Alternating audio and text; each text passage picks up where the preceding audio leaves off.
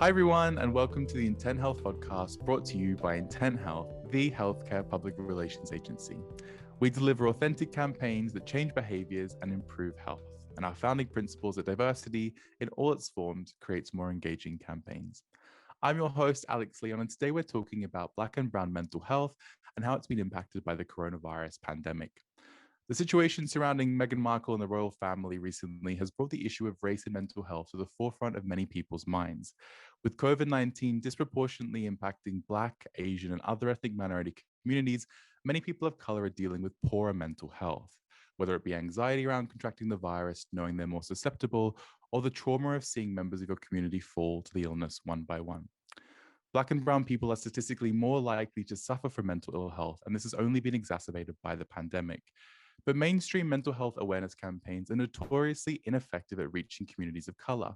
So, what can we do to ensure that the nuances of mental health stigma present in ethnic minority communities are addressed in communications campaigns? So, our guest today is the wonderful Phil Samba, and he's the strategic lead for PrEP for Queer Men of Color at Prepster, an organization that educates and agitates for PrEP in England and beyond. He's a social activist, a writer, and a researcher with the focus on health inequalities for people of color. His work primarily focuses on improving the sexual health of queer men of color, and he strives for equality within the intersection of race and sexuality to provide an honest representation of Black queer men. So Phil is not only all those things, he's also a good friend of mine. So Phil, we're super happy to have you here today on the Intent Health Podcast. How are you doing? Good. Thank you for having me. It's a real pleasure. So I wanted to get straight into it because I think this is a really interesting topic that has lots of different dimensions. I was wondering whether you could talk a little bit about your own experiences during the pandemic and whether you think that Black and brown communities or communities of color have suffered disproportionately in a mental health from a mental health perspective as a result of the pandemic. Well, I think like living in England is bad enough for your mental health as a Black and brown person.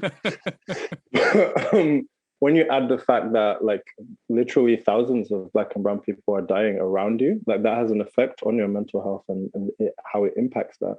But also it makes you think about kind of like there's not being a lot of things for us. Like I feel like, the government hasn't really done much to reassure people of color that they're going to be any better or that things are going to improve or anything like that. So it's been really tricky with our mental health, and especially around the stuff where basically the world realized that racism was a thing last summer. So that also had a massive impact on my mental health. Yeah, it feels like it's been a bit of a double whammy. It feels like alongside coronavirus and the kind of obvious impact that would have on anybody's mental health, we had the resurgence of the Black Lives Matter movement and the murder of George Floyd. And these sort of two things coalesced around the same time, which I don't know how you feel, but at least for me, definitely provided like a kind of the worst possible scenario in terms of mental health, right? Where, as you say, a lot of people were kind of grappling with racism publicly for the first time in a very long time / ever, alongside us being kind of locked in our houses and not really able to leave. I mean, why do you think one of the things that I think has been happening as well is that for Black and brown people, there's often a kind of barrier around talking about mental health. And it feels like our communities just aren't very good at this. And I was kind of wondering what reflections you have on that. Like, do you think that it's particularly difficult to be Black and brown and talk about mental health in this country? Yeah, definitely. I think you have to compare it. If we compare it to things like sexuality, like sometimes those things are not considered like something that we do or something that's not us, that's for white people, or you're mimicking white people by being like this, or things like that. I also think there's there's a history of kind of a misunderstanding of what mental health is, and like how I can only speak on behalf of I'm from Sierra Leone, so from West Africa, but in West African culture, a lot of the time mental illness is kind of considered like sometimes witchcraft, sometimes like there's something like it's something inherently wrong with that person rather than it being poor mental health. So I think it's not even understood as such, and I think there's a history of that goes back. I also wonder whether, do you think there's also like a kind of interrelationship between this and kind of medical racism, right? And this idea that Black and brown communities sometimes are a bit skeptical about like Western medicine because historically they have been subject to kind of really awful experiments. I kind of wonder whether that you think that might contribute towards this taboo around mental health as well.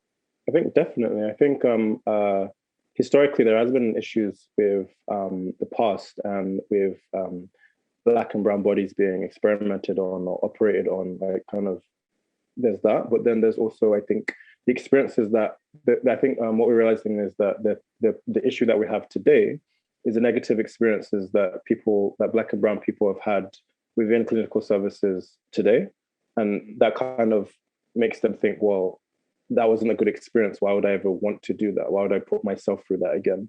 So I think that's where a lot of the distrust from the Western, I guess, Western medicine comes from. Mm. I'm sort of curious, do you feel like enough has been done to not only, I mean, firstly also in the pandemic, but just in general, do you think enough has been done to address the specific mental health needs of communities of color? Definitely not. Definitely not. I feel like within if we think about like yeah, if we think a lot about people from people of black backgrounds and the issues that they have there, and a lot of it turns to be around not accessing services because or accessing services through the courts or through police, and not actually realizing that to look out for signs early on. And I think there's not enough things there. There's not enough like targeted things or things that are specific enough that work within those groups. And if we look at black men in particular who have some of the worst kind of mental health outcomes, I think a lot of that is also down due to like stereotypes and expectations that are upheld and that are exhausting to uphold. Mm. And I feel like perhaps these have been exacerbated during the pandemic, right? Where some of these stereotypes you might be talking about, I mean, certainly speaking from my perspective as someone who's South Asian, South Asian men are not given space really to be vulnerable. And I guess this is something which we see across men of all different, ethnicities and cultural backgrounds. But I think, particularly within the South Asian community, if you are the man in your sort of family unit, there is no space for emotion, right? And the sense that I get is that in the Black community, that's kind of even more underscored, and that men sort of just don't have that flexibility in their emotional expression. It's a lot more intense because like as a Black man, you're told your entire life, even for your teenagers, that you need to be this hyper masculine, aggressive, unemotional thug sort of thing. And that's the stereotype that is portrayed within the media, and how there's always these negative stories from young Black men. But we're not seeing, where do you ever see young Black men being emotional, expressing themselves in an emotional way or being vulnerable? You don't actually see that. So then you're just used to like what you see on TV, which is that you need to be like a rapper, you need to be like this, you need to be like that. And it's really hard to unpick that and understand that you can be different from the stereotypes that kind of followed you your whole life. That's so interesting. And I think that kind of dynamic plays out in lots of different ethnic minority communities in the UK, right? Because so often where the only option that we're given, or the only option of who we're allowed to be that's given to us, is often given to us by the majority of the population, which is white people, right? And so we're kind of we're constantly comparing ourselves to this image of who we're supposed to be, which actually hasn't been created by us and by our community, but sometimes it's been projected onto us by other people. Which obviously, that's never going to be a great equation in terms of helping your mental health and supporting your mental health. I'm really curious. I'd love to know if you feel comfortable sharing a bit more about your own sort of mental health journey throughout the pandemic and how you've found it, both as yourself, as Phil Samba, and as an activist and as a writer and as a campaigner, but also as a Black man. What has that experience actually been like for you?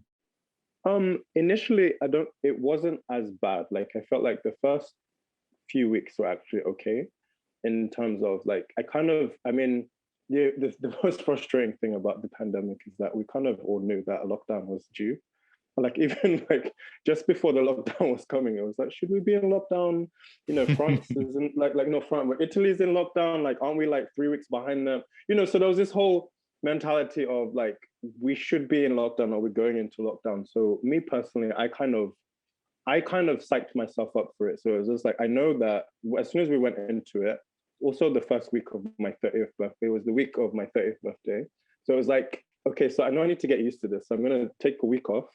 and I'm going to try and spend like 48 hours without leaving the house because this is going to be our life now, and we don't know for how long. So for me personally, it wasn't so bad initially, but I saw friends of mine, Black queer friends of mine, struggle a lot, and especially I kind of what I noticed is the thing with the pandemic, it's made a lot of people realize how they were distracting themselves from their problems or from their lives by constantly being on the go.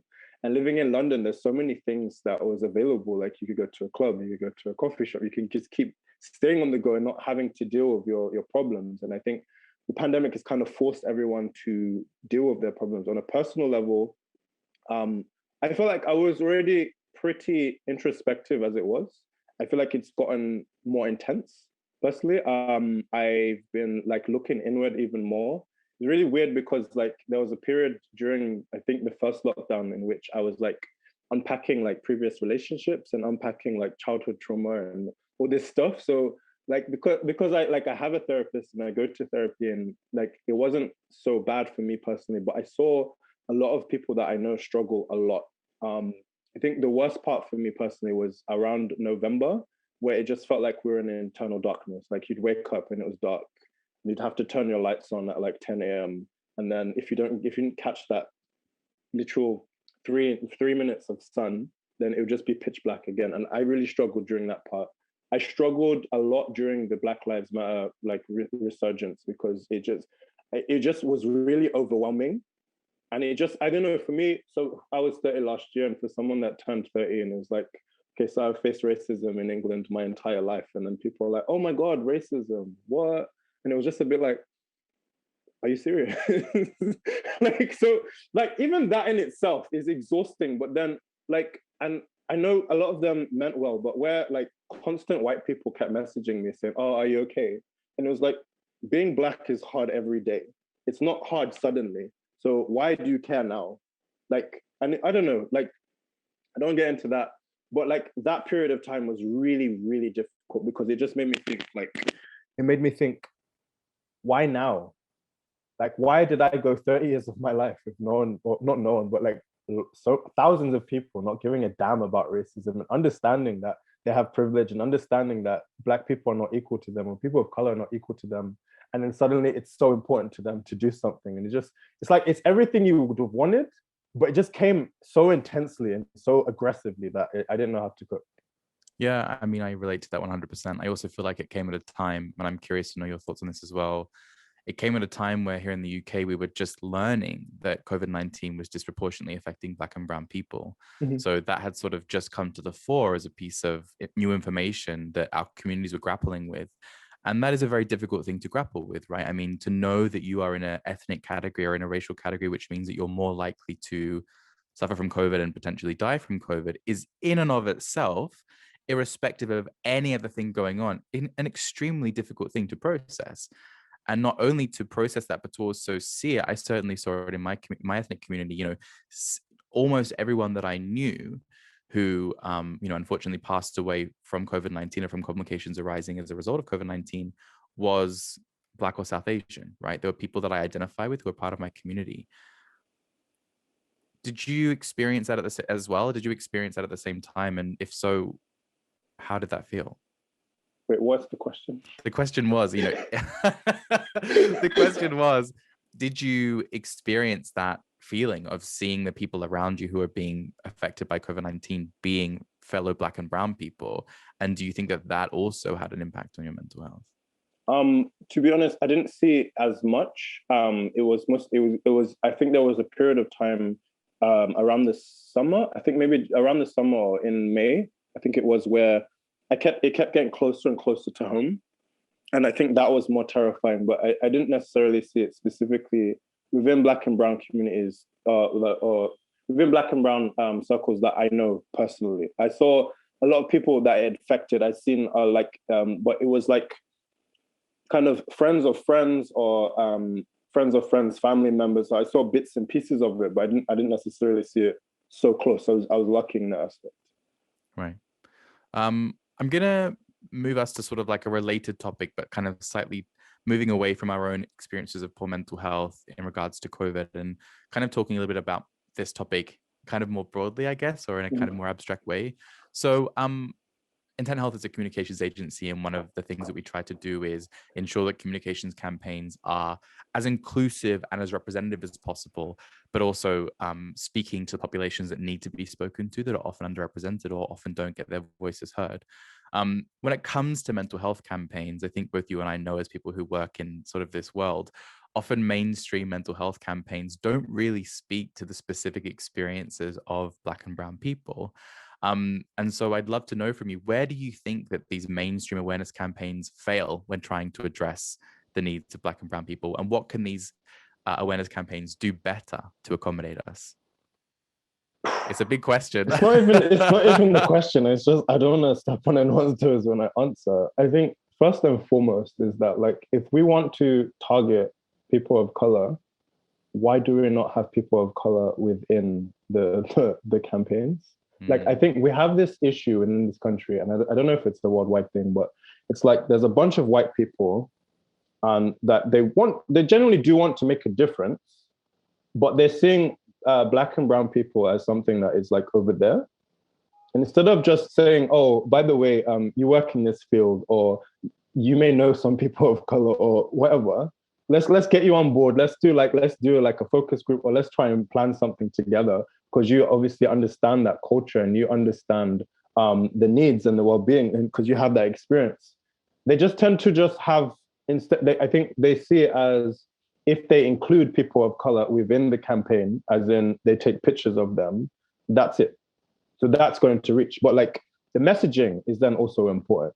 Not only the messaging, but like, who was behind it, who actually puts the messaging out, who does the social media, who does all this stuff around it. And I think that's one place in which a lot of campaigns go wrong, is that it's a group of people from a different demographic trying to reach another demographic, when, I mean, it's not hard. Just get Black and brown people to get on board. Like, that's a big part of it.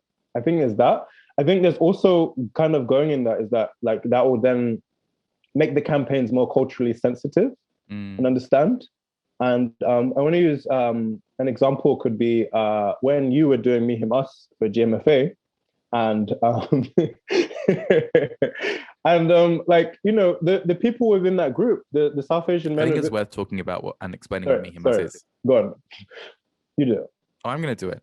So Me, Him, Us is a campaign put together by GMFA, which kind of, I guess it kind of is trying to destigmatize HIV and encourage HIV testing in either Black or South Asian gay and bisexual men.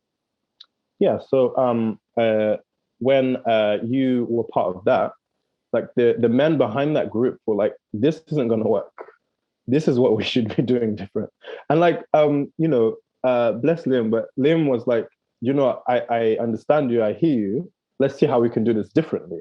And I think it's that willingness to be able to bend and to be able to listen to people from those demographics, because it doesn't make sense. If you're trying to reach a group, then use the group to reach that group, you know? Yeah, totally. Do you think that sometimes there's a bit of a overemphasis put on representation? I feel like sometimes there's this emphasis put on representation in these types of campaigns, which I think comes from a good place, right? And it's people wanting to represent a specific population, but their focus is so kind of specific to representation and doesn't actually look at things like you say, like the messaging, which is actually kind of probably more impactful, I guess, or actually if you're specifically trying to address a health need for a specific population, you need to get your messaging right? Do you ever feel like there's that wasn't really a question, it's basically a thought posed as a question, but I'm curious whether you agree with me. Like, is that something that you see happening, that this kind of overemphasis on representation is the kind of be all and end all? I do agree. Like, I agree, but like, I feel like representation is important. It's extremely important, because if we don't see ourselves within things, then we're not going to connect to it. And like, I'm not going to go into specifics, but there's an event that I'm working on, and there's a long-standing history of, within sexual health in particular, in which vegetables and like fruit are used within like within like advertisements and stuff. And then I said to the group, and I was like, I got an idea. Why don't we use images of queer men of color if that's who we want to target, because I don't identify as a banana, for example. You know what I mean? But if I see myself within it, then it's like, oh, this is for me, because this is by people like that are like me, that are, you know, it's like that. So representation is extremely important. But I think just being in an image isn't where it begins and ends. I think that's where the issue is that it's not that representation. I think there's this thing of overrepresentation, but it's just like, how are these people represented, and what else are they doing within the campaigns and within the things that they're doing? And I guess this also kind of translates to a mental health context as well, right? So often in kind of mental health advertising and comms, you'll see like pictures of brains and like, or like a picture of like a white person doing yoga, right? And these things which, you know, there's this kind of classic like Zen thing, which I think for a South Asian person is kind of can be sort of a bit eye rolly, right? And so I guess, yeah, it's about going beyond just representation and really thinking about like, what are the core components of a particular campaign, and does every single component of this actually speak to the population that we're trying to speak to? Can you think of any, and the answer may be no, which would itself be kind of an answer in terms of you know, what you'd be implying, but can you think of any mental health campaigns that you've come across that you think have actually done a really good job at speaking to Black and brown people? Okay, so I'm going to make reference to me, him, us again. Oh. Oh, surprise. But like for Black, gay, and bisexual men, we've done 3 different versions of this campaign. And within the most recent one, we did a series of videos. And actually this last one was, it included mental health. So there's STIs, there's testing, there's condoms, there's you know, HIV treatment. We covered everything within sexual health. But then we also managed to include mental health and how that has an effect on your sexual health.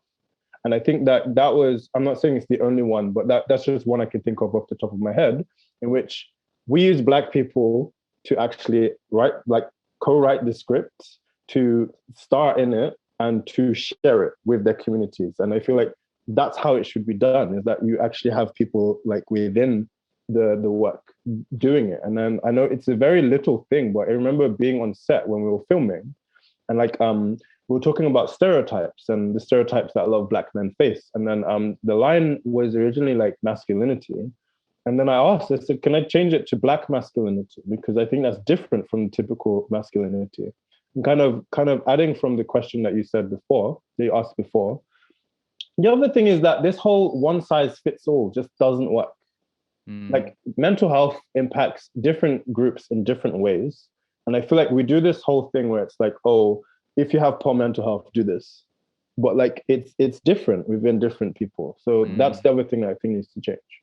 Yeah, 100%. And I also think I also, if I was posed this question, would genuinely struggle to think of examples that I think have been really effective at speaking to Black and brown people or people of color regarding mental health. I think there's a lot of work that still needs to be done, right, in getting this right.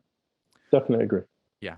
So moving us forward, because we're going to have to wrap up soon, looking to the future, how do you think the landscape has changed regarding this conversation around race and mental health? And what would you like to see implemented in the future? I feel like, let me kind of expand on this question. I feel like COVID-19 has sort of changed the conversation around this, right? So kind of what would you like the future of this conversation to be? What would you like to see in the future? I would like the government to acknowledge that systemic racism exists in this country. That's pretty much how it was based and how this country came to exist, because Black and brown people built it. Well, like kind of actually following from that, it's just like that's part of the problem, is that we try to act as if, I say we as in, for me, British people, we try to make as if like, you know, there's not this massive imbalance between race. And I think acknowledgement is a huge thing. Like if the government can't if the government can't say structural racism exists, and now like reports are actually coming out saying that report that they did was nonsensical, and how they didn't include any people that work within health inequalities or all different kinds of sectors that should have been involved, and how they've kind of tried to make it like, that's where a lot of things stem from? Because like a lot of white people will be like, oh, racism doesn't exist, and so I'm not going to listen to Black and brown people when they're talking about racism. So I think acknowledgement is one, starting with the government and kind of bleeding down from, considering that that's the biggest system in this country. But also I think the one positive from the pandemic is that it's actually forced people to be honest about their mental health and to make it more acceptable and make it less stigmatized. Because if you have poor mental health, like everyone is understanding, because it's like the entire country has poor mental health at the same time, which is awful, but it's like, I'd understand, you know, and I think it may even help a lot of people be more honest with themselves and honest with other people. I think what I would love to see is people from Black and brown communities being more open and honest with themselves and more open and honest with people around them, because it's though the conversations that we don't typically have is what kind of stops people from getting help. Yeah, 100%. And actually, beautifully following on from that question is the last question, which is, how can anyone who's listening support a Black or brown person or person of color who is suffering with poor mental health at the moment, possibly in regards to the pandemic or not, in a way which is compassionate and sensitive? I think we should make it, I think there's so many things here. I'm trying to wrap it up, but I feel like prior to the pandemic, I feel like a lot of things was just to be like, oh, if you're sad, just be happy, or, you know. Yoga. Do you remember it was yoga? Everyone was like, have you tried yoga at home? I was like, yes, I've tried yoga at home.